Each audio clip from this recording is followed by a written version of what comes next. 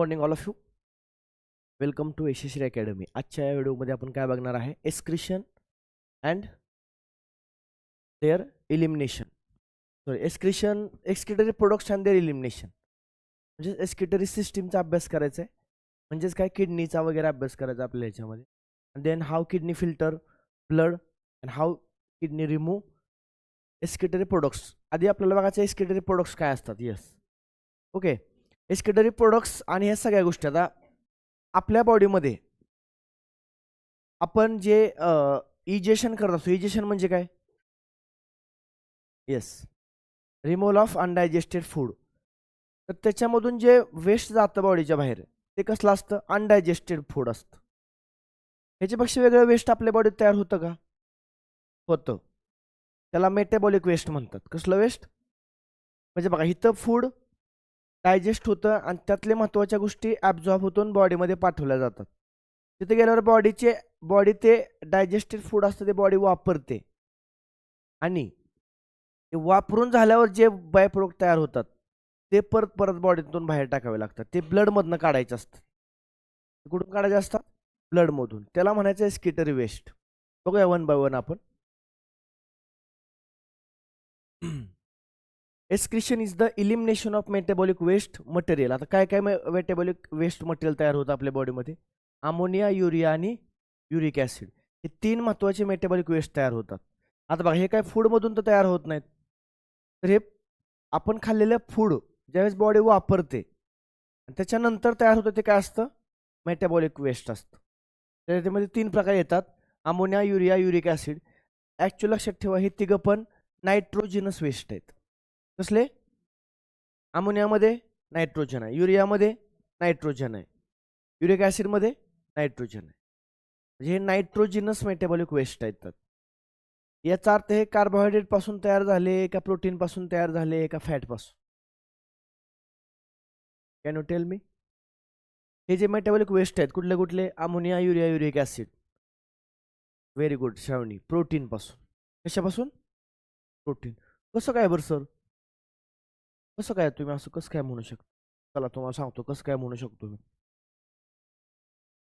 तर एक गोष्ट तुम्हाला माहिती आहे की जर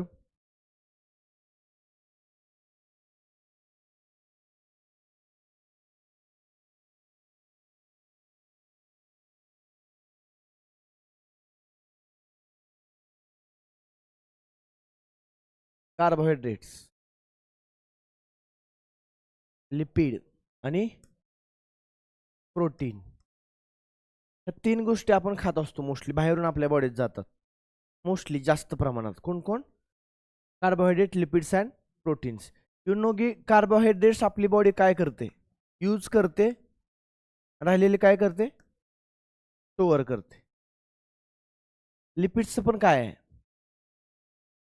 यूज करते प्लस राहिलेली स्टोअर करते. म्हणजे आपली बॉडी कार्बोहायड्रेट्स आणि लिपिड्स बॉडीच्या बाहेर टाकत नाही. हे दोघं पण काय आहेत? Rich source of energy. काय ते? आता राहिलं काय? प्रोटीन. काय राहिलं? हे जे प्रोटीन असतं हे प्रोटीन ज्यावेळेस बॉडी डायजेस्ट करते त्यावेळेस या प्रोटीन पासून ती काय बनवते? Amino acid. काय बनवते? प्रोटीनच्या डायजेशन नंतर काय तयार होतं? Amino acid. आणि हे अमायनो ॲसिड वापरून बॉडी काय करते? आपलं प्रोटीन बनवते. महत्वाचा मुद्दा. आपण बाहेरून जे प्रोटीन खातो ते प्रोटीन एकतर व्हेज असतं किंवा नॉन व्हेज प्रोटीन असतं. प्रोटीन आपण खाल्ल्यानंतर बॉडीत काय करते? त्या प्रोटीनला डायजेस्ट करते. म्हणजे त्या प्रोटीनमधून काय सेपरेट करते? Amino acid. कारण आपण जे प्रोटीन खाल्लेलं असतं एकतर ते व्हेज म्हणजे कोंबडीचं किंवा एखाद्या ॲनिमलचं प्रोटीन असतं किंवा ते सीडचं प्रोटीन असतं. बरोबर? एकच मिनटं जस्ट होल्ड कर.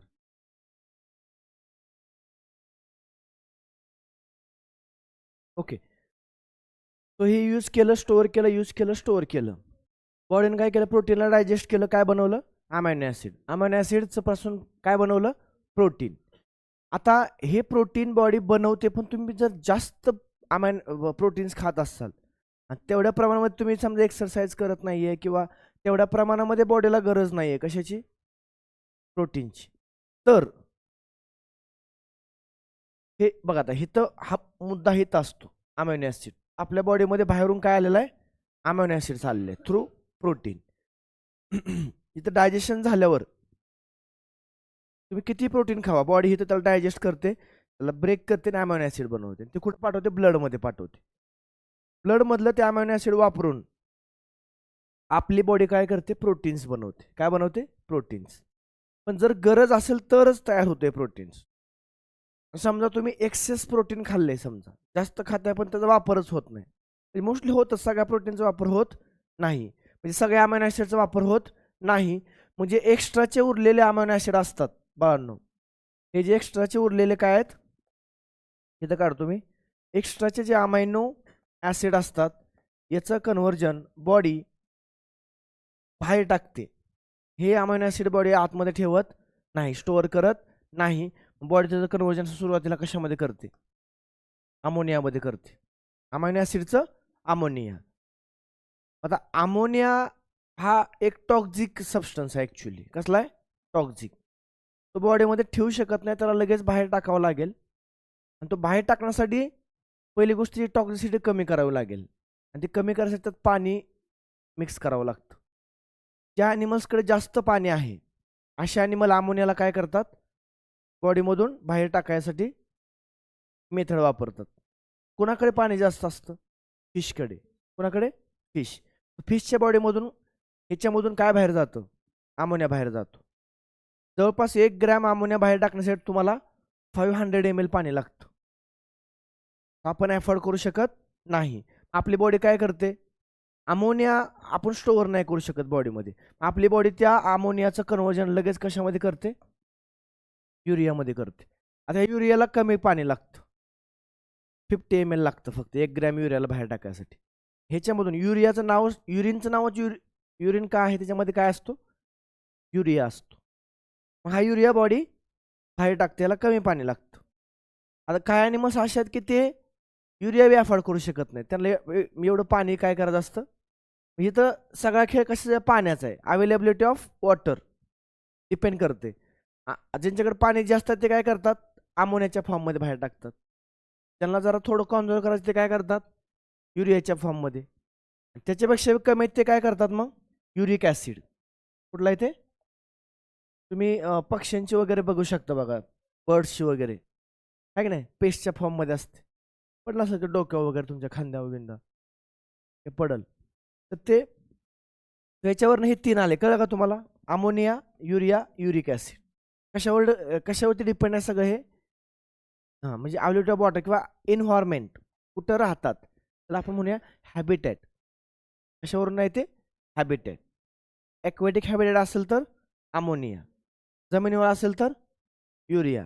बरोबर का. आता पक्षी बी हवेत असतात ॲक्च्युली तुमच्यासारखं.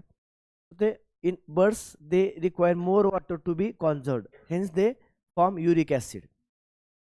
मुद्दा समजला तुम्हाला, कसं कसं झालं कळलं नाही. म्हणजे ॲक्च्युली मेटाबॉलिक वेस्ट म्हणजेच कशाचं वेस्ट असतं, ॲक्च्युली अमायनो ॲसिडचं वेस्ट आहे. त्यालाच आपण नायट्रोजनस वेस्ट म्हणतो. काय म्हणतो, त्याच्यामध्ये अजून क्रिएटिनाइन वगैरे अजून तयार होतं बरं का, अजून वेस्ट आहेत. नाही, ते सगळे नायट्रोजनस वेस्ट आहे, कारण कार्बोहायड्रेट वेस्ट बनवतच नाही. आणि ते काय होतं, स्टोअर केलं जातं. लक्षात ठेवा, तुमच्या बॉडीमध्ये पेट्रोल जास्त झालं म्हणून तुम्ही गाड्यातलं पेट्रोल काढून ओतून देचाल का, काय करचाल, बाटलीत काढून स्टोअर करून ठेवचाल, लय झाले तर ओतून द्याचाल नाही. बरोबर, अशी स्टोरी आहे. ओके विद्यार्थी मित्रांनो, तर आपण आज असा खूप छान आणि इंटरेस्टिंग टॉपिक शिकणार आहे. होप्सो तुम्ही सर्वजण खूप छान लक्ष देत आहे. सगळ्यांनी इथं फोकस इथं इथं असलं पाहिजे वर्गात. सांगतो ते सगळ्या गोष्टी व्यवस्थित लक्षात ठेवायचे. आता हे सगळं झालं माझ्याकडून, म्हणजे मी तुम्हाला अंडरस्टँडिंगसाठी हे सांगितलं. बरोबर, समजलं का तुम्हाला, ओके बोल ना. युरिक ॲसिडला म्हटलं नाही मी, त्याला सगळ्यात लास्टला कोण लिहिलंय, युरिक ॲसिड. बघ ना, आपल्या युरिनमध्ये लिक्विड असतं. पक्ष्यांचा कसा असतो कार्यक्रम, पेस्ट. कधी कधी तर त्याच्यापेक्षा डेंजर रेप्टाइल्समध्ये बघा बरं, डायरेक्ट पिलेट्सच असतात. बरोबर, पिलेट्स काळ्या काळ्या नसतात. काय शब्द वापरू मी त्याला, हा चला, तुम्हाला दिसतंय बघा इथं. हा, बरोबर आहे, एक शब्द एक नंबर वापरला शब्द. तो टाइप्स ऑफ एक्सक्रिशन तीन आहेत. कुठले कुठले? अमोनोटेलिझम, युरिओटेलिझम, युरिकोटेलिझम.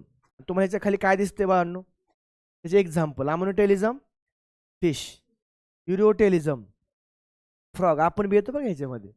आणि दुसरं काय ह्यात कोण येते? येस. चला पुढे जाऊया, थोडंसं मज्जा आणखी. Nitrogenous waste as a ammonia. Nitrogenous waste as a ammonia. Ammonia NH3 असतो, यू नो, बरोबर. चला त्याची स्टोरी काय बघूया. Process of excretion of ammonia is called as ammonotelism. The animal which shows this type of excretion are called as aminotelic animal. कसले animal? Yes. So ammonotelic animals example पाठच करायची, match the पेअरला विचारलं खूप वेळा. कोण कोण आहेत ॲनिमोटेलिक ॲनिमल बघा? ॲक्वॅटिक इनव्हर्टिब्रेट्स, ॲक्वॅटिक इन्सेक्ट, पोनीफिश आणि ॲक्वॅटिक ॲम्फिबियन्स. एवढंच आहेत का अजून आहेत? दोनच आहेत. कुठले कुठले?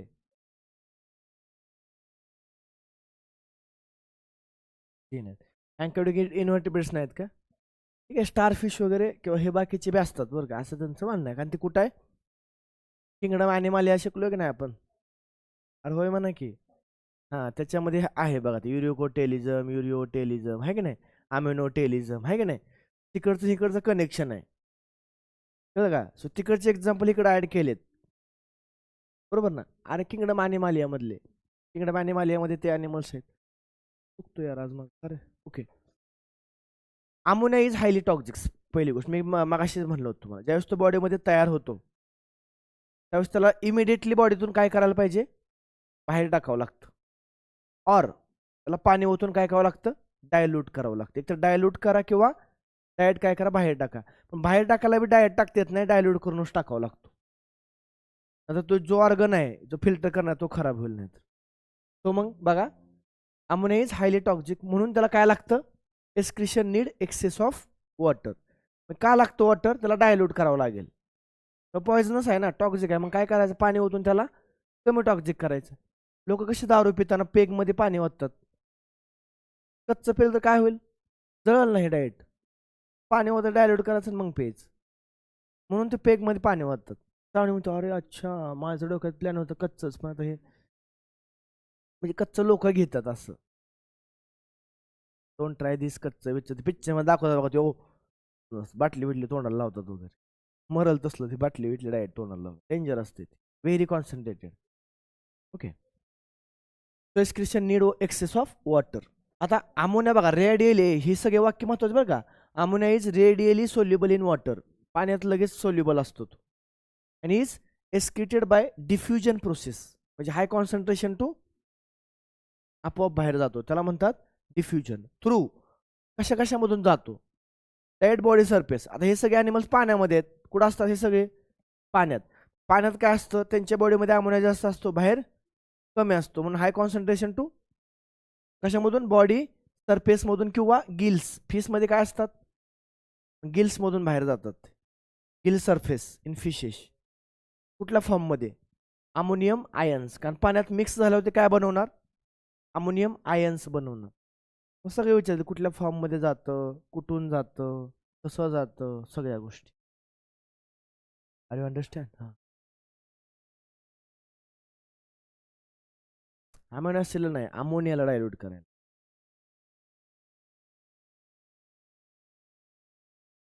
पेत नाही तरी बाळा, इन जनरल लागतं र असं. त्याची बॉडीज पाण्यात असते ना. ती बॉडीज काय असते?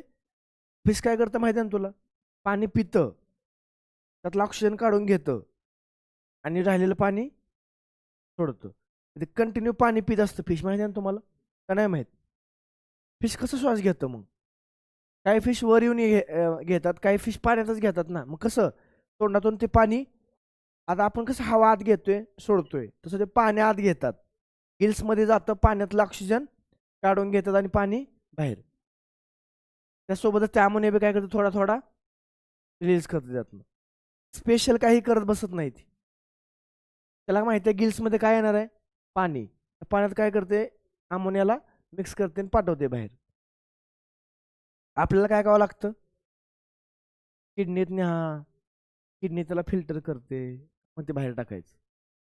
आपली बॉडी अमोनिया अफोर्ड करत नाही, आपली बॉडी काय बनवते, युरिया बनवते. Yes. Ammonium ions, kidney do not play any significant role in its removal. इथं किडनीचा काही रोल नाही. हे झालं कशाबद्दलचं, अमोनोटेलिझम. चला पाठ करा लगेच, हे जे एक्झाम्पल पाठ करा, सगळे पॉइंट्स पाठ करा. ओके, आता पुढचा आहे आपला युरिओटेलिझम. कोणता, युरिओटेलिझम म्हणजे excretion in the form of urea. बघा, process of excretion of urea is called as ureotelism. Amino ureotelism. Animals कुठले कुठले असतात, कार्टिलेजिनस फिश. बघा फिशमध्ये पण फरक आहे. कार्टिलेजिनस फिश म्हणजे कोण, शार्क, द ग्रेट शार्क. कशामध्ये येतो, yes, cartilaginous fish. Bony fish म्हणजे बारके छोटे छोटे मासे. कळलं का फरक, तुम्हाला फिश सगळे एकत्र वाटतील. तो कार्टिलेजिनस फिश म्हणलं का युरिओटेलिझम, बोनी फिश म्हणलं का ammonotelism. Terrestrial and semi aquatic amphibians. Terrestrial म्हणजे जमिनीवरची, सेमी ॲक्वेटिक म्हणजे फ्रॉग, पाण्यात पण राहते, जमिनीत राहते. ते कोण कोण आहेत, फ्रॉग आहे आणि टोड, हे सगळे बेडकाचे प्रकार आहेत. तर तिथं पण ॲम्फिबियन्स आलतं. तिथं ॲम्फिबियन्समध्ये एक पाल दाखवली होती बघा, बघितली का तुम्ही, पालीसारखा प्रकार होता, पण ती पाल नव्हती. आपण शिकलोय बघा ॲम्फिबियन्स मध्ये. ॲम्फिबियन्स म्हणलं का एक कॅरेक्टर काय असतं महत्वाचं सांगा, कोण सांगते मला. ॲम्फिबियन्स म्हणलं का एक फिक्स कॅरेक्टर पाहिजे त्यांच्याकडे, कुठलं,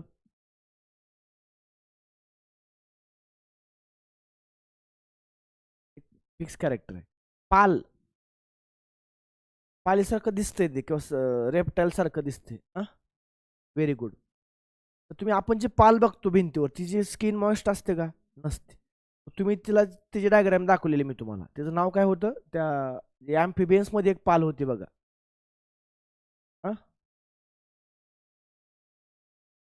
सॅलमेंडर होतं, काय होतं बघा नीट एकदा. चला बघा, किंगडम ॲनिमलियामध्ये ॲम्फिबियन्स मध्ये एक हे दाखवली आहे.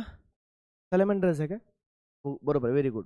सॅलमेंडर, ही सॅलमेंडर काय आहे, रेप्टासारखी दिसते, पण तिला तरी ॲम्फिबियन्स मध्ये का ठेवले, त्याची स्किन मॉइस्ट आहे. स्किन कशी आहे, मग ती ॲज ॲम्फिबियन कशामध्ये येते, अमोनोटेलिझम मध्ये. कशामध्ये, त्यांनी अजून एक शब्द वापरलाय बघा अमोनोटेलिझम मध्ये. काय शब्द वापरलाय, कुठले ॲम्फिबियन्स म्हणले बघा बरं एकदा. ॲक्वेटिक, याच्यामध्ये येतो बघा, लक्षात ठेवा. बेडूक असतं ना, बेडूक हे अडल्ट असतं. अडल्ट बेडूक म्हणलं का ते इथं आलं. हेच बेडूक ज्यावेळेस पाण्यात असतं त्यावेळेस तेच लार्वा असतं, माहिती ना तुम्हाला. त्याला काय शब्द वापरतात, very good. Toad, tadpole of larva म्हणतात, बरोबर का. तो टॅडपोल ऑफ लार्वा हा अमोनोटेलिझम असतो. काय असतो, आणि बेडूक पाण्यात जन्म घेतं, बरोबर का. बेडकाचे जे लार्वा असतात छोटे छोटे, त्याला टॅडपोल ऑफ लार्वा म्हणतात. तर हे टॅडपोल ऑफ लार्वा काय एक्सक्रीट करतात, अमोनिया. अडल्ट फ्रॉग काय एक्सक्रीट करतो, युरिया. फरक लक्षात ठेवा, स्टेटमेंटमध्ये येऊ शकतो तुम्हाला असं, बरोबर. आता हा आपला फ्रॉग आणि टोड असं मेन्शन केले जाईल, असे semi aquatic amphibians, then aquatic and semi aquatic reptiles. त्याच्यामध्ये कोण येतं, alligator, turtle and mammals separately. काय काय येते एक्झाम्पल सांगा, काय काय येते. Cartilaginous fish, terrestrial and semi aquatic amphibians, that is frog and toad, aquatic and semi aquatic reptiles and mammals. झालं का पाठ, एवढेच एक्झाम्पल बुकमध्ये दिलेत ना. बुकमध्ये कुठलं दिलंय, एवढंच दिलंय का, ठीक आहे. हे बी लक्षात ठेवा, कारण हे मी तुम्हाला सांगितलं ना, हे किंगडम ॲनिमलियामध्ये आहेत पॉईंट्स, ते इकडे त्यांनी मिक्स केलेत फक्त, लक्षात राहावे म्हणून. ते कधी कधी मिक्स करतात, किंगडम ॲनिमलियामधल्या एक्सक्रिशन आणि हिथलं एक्सक्रिशन. ॲनिमलमध्ये एक्सक्रिशन दिलंय त्यांनी, बरोबर का, प्रत्येकाचा एक्सक्रिटरी प्रोडक्ट दिलाय. आता काय होतं, अमोनिया हा युरियामध्ये कन्व्हर्ट केला जातो. कुठं? लिव्हरमध्येच होतं ते. कुठं होते? इथं पण बघा, in liver ammonia is converted into less toxic urea. तुम्हाला हे विचारतील, conversion of ammonia into urea takes place in dash dash dash. तर लिहा, इथं एक पाथवे आहे, ऑर्निथाइन सायकल. कुठली सायकल? ऑर्निथाइन सायकल नावाची प्रोसेस घडते आणि त्यानं काय केलं जातं, अमोनियाचं युरिया बनवलं जातं. हे कुठं दिले? स्टेट बोर्डमध्ये दिले. विच सायकल तुम्हाला येणार नाही, कारण ते नीट ह्याच्यामध्ये नाहीये, NCERT मध्ये नाहीये. So which of the following cycle or process is responsible for conversion of urea, sorry, ammonia into urea? Ornithine cycle. आणि ती कुठं होते? Ornithine, ORNITHYNE, ornithine cycle. कुठली सायकल? तुम्ही OR और NI ऑर्नी, THYNE, ऑर्निथाइन सायकल कुठं होते? लिव्हरमध्ये. तुम्ही जर आता बाकीचे कुठल्या XYZ क्लासेस जर बघितले, त्यांच्या व्हिडिओमध्ये तुम्हाला दिसेल बघा, ते असलं सगळं लिहून देतात. पण काय गरज नाही, आज पण कधी विचारलेलं नाहीये, कारण नीट लाईन सेटच्या बाहेर गोष्टी जात नाहीत. मग आपण बी कशाला वगैरे रॅम खराब करायची, म्हणून मी सांगत नाही. आता जाऊ दे, सांगितलं तुम्हाला, तुम्ही आपलं ऐकान सोडून द्या. तो जसा अमोनियाचं कन्व्हर्जन युरियामध्ये होते, तो लेस टॉक्सिक आहे. मगाचा काय होता? Highly toxic. बघा, हे बी शब्द महत्वाचे आहेत. मगाचा हायली टॉक्सिक हा शब्द येतो, हा कसला आहे? लेस टॉक्सिक. लेस टॉक्सिक असल्यामुळे इट रिक्वायर किती पाणी? Moderate quantity of water. किती? मॉडरेट. किती असतं मॉडरेट? 50 ml. किती ml? 50 ml लागतं. आणि तिथं हाय टॉक्सिक होता, हायली टॉक्सिक होता अमोनिया, त्याला जास्त पाणी लागत होतं. किती पाणी जास्त? 500 ml. हे स्टेट बोर्डमध्ये दिले बरं का, म्हणून सांगतो मी, मनानं नाही सांगत, अकाउंट बिउंट नाही केलं. 1 ग्रॅम ऑफ युरियासाठी 50 ml पाणी लागते.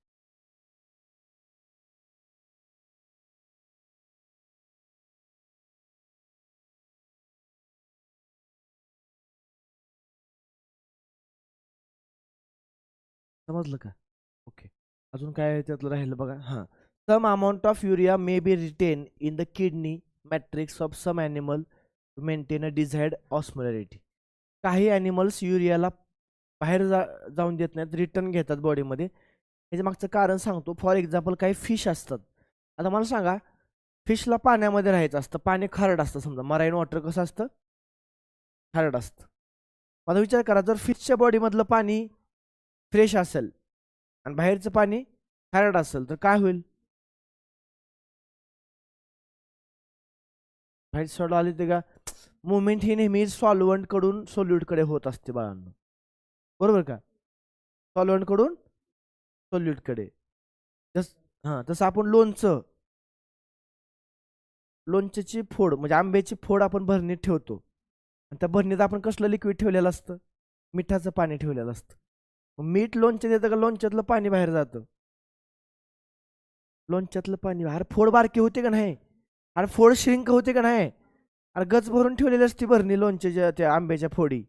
काय होतं परत? खाली जाते, एवढं एवढंच राहतं लोणचं. का?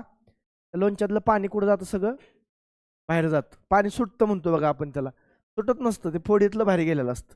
याचा अर्थ फिश जर तुम्ही समुद्राच्या पाण्यात असा ठेवला, तर तो फिशची बॉडी काय होईल? श्रिंक होईल. का? त्याच्या बॉडीतलं सगळं पाणी बाहेर येईल. फिश काय करतं? काही सॉल्ट बॉडीमध्ये ठेवून बॉडीतलं ब्लड आणि बाहेरचं पाणी यांचं ऑस्मोलॅरिटी मेंटेन करतं. म्हणजे ह्याची बॉडी बी खरट ठेवतो आणि बाहेरचं बी खरट. म्हणजे खरट ठेवायसाठी ते काय वापरतं? युरिया वापरतं. कळलं का नाही कळलं काय? म्हणजे बॉडीला बाहेरचं पाण्याचं कॉन्सन्ट्रेशन आणि आतल्या पाण्याचं कॉन्सन्ट्रेशन दोन्ही इक्वल करायसाठी ते बॉडीमध्ये काय ठेवतं? युरियाला ठेवतं, आणि आतलं बॉडीतलं पाणी पण काय करतं? खारट बनवतं. दोन्ही पण खारट म्हणल्यावर काहीच फरक पडणार नाही. कळलं का? हे तुम्हाला पुढे शिकवतो मी. पुढे येतंय किडनीच्या विषयामध्ये येतंय ते. चालतंय का? ह्याचा अर्थ समजला का?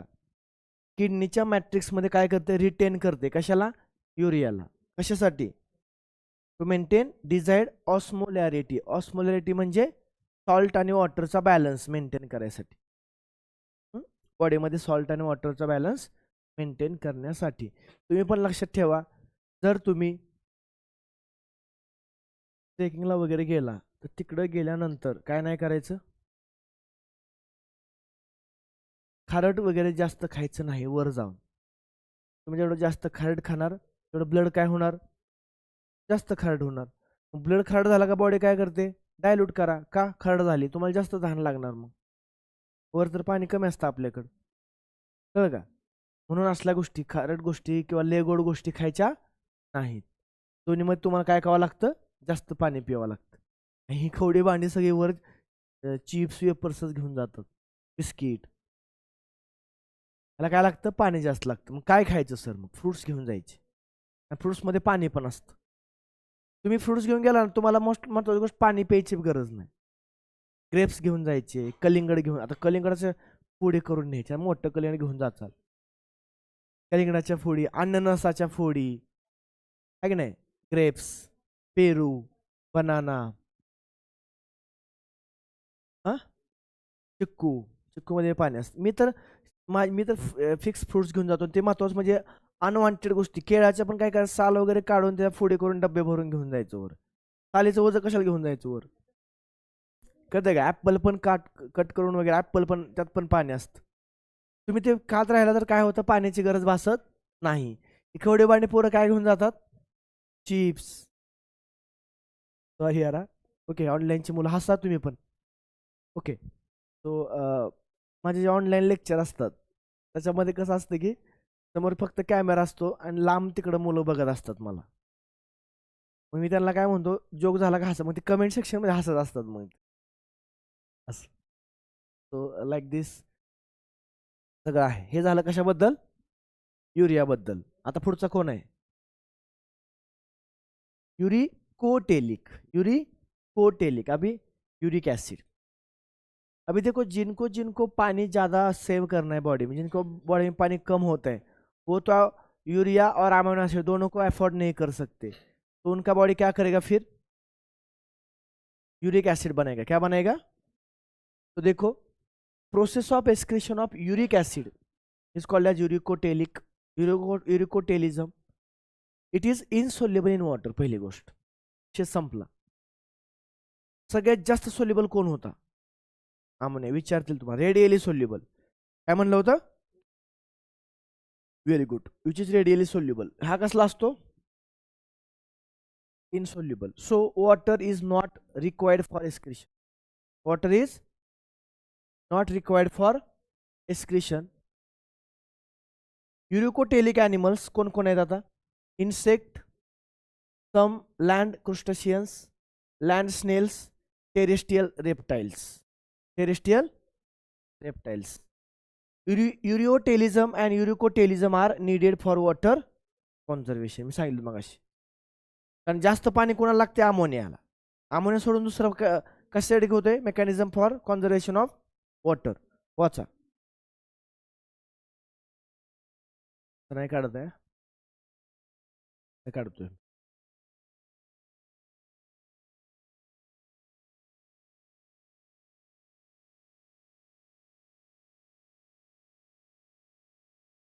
तेच ना, मग आपण काय बघितलं मग असे, some urea will retain inside the body. त्यांच्या बॉडी, हे जे शार्क वगैरे असतात, ही बॉडी, शार्कच मोस्टली, व्हाईट शार्क काय करतो, त्याच्या बॉडीमध्ये सॉल्ट ॲब्झॉर्ब करून ठेवतो.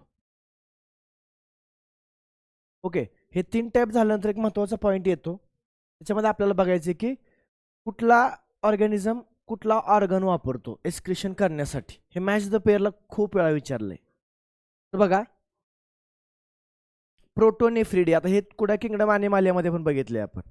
Protonephridia that is flame cell कोणाकोणामध्ये असतं, प्लॅटिहेल्मिन्थिस, रोटिफर, सम ॲनेलिड्स अँड सेफेलोकॉर्डेट्स. आहे बुकमध्ये मला वाटतं तुमचे. हे पण हे पाठ करायचे तुम्हाला. आता काय करायचे, पाठ.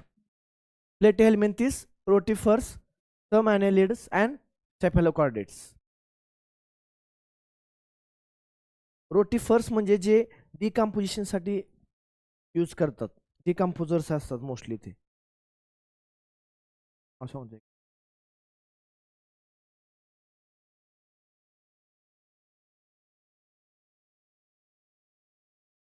Rotifers, sometimes called as wheel animals or wheel animalcules, make up of phylum microscopic and near microscopic pseudocoelomate animal. They were first described to Revjos. Okay. पाण्यातले छोटे छोटे अॅनिमल्स आहेत बाळांनो ते. आपल्याला नव्हते सिलेबसला ते. ठीक आहे. सॉरी, डिकम्पोजर्स हा शब्द जे वापरला मी तो वेगळ्या कारणासाठी. डिकम्पोजर्स ह्यांचा काय संबंध नाही. डिकम्पोजर्स म्हणजे रॉट म्हणजे कुजणे ना, रॉट, त्याच्यावरनं मी म्हटलं, पण तसं नाही येते. ते रोडंट असतात. सॉरी, हां, रोडंट, RODHDENT, रोडंट. उंदीर वगैरे, उंदीर घुस जे असतात ना त्यांना म्हणतात. हे वेगळे, रोटिफर्स वेगळे. ओके. सेकंड, नेफ्रिडिया कोण वापरतात? ॲनेलिडा. म्हणजे ॲनेलिडामध्ये कोण येतं? अर्थवर्म, लीच आणि नेरिस. IMP विचारतील तुम्हाला हे. त्यांच्यामध्ये काय असतं? ॲनेलिडामध्ये नेफ्रिडिया. मग आलं माल्फिगेन टिब्युल्स. कुणामध्ये? Insect, that is Arthropoda.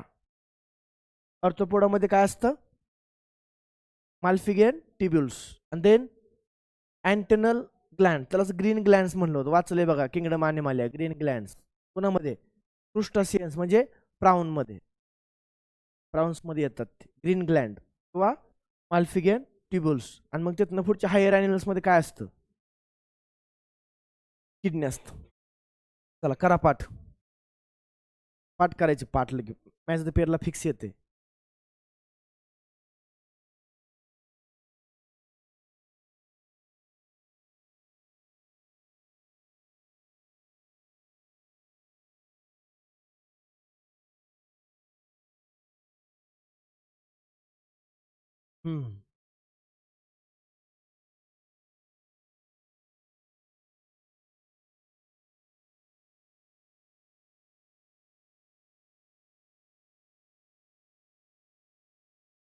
हां, तिकडं नाही, इथं दिलंय.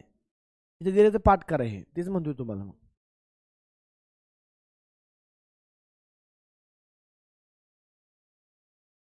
Okay, done. उद्या आपण एस्किटरी सिस्टीम बघूया. ओके, उद्या काय बघूया आपण? एस्किटरी सिस्टीम बघूया. तो थांबतो इथं मी. उद्या आपण एस्किटरी सिस्टीम बघूया. थँक्यू.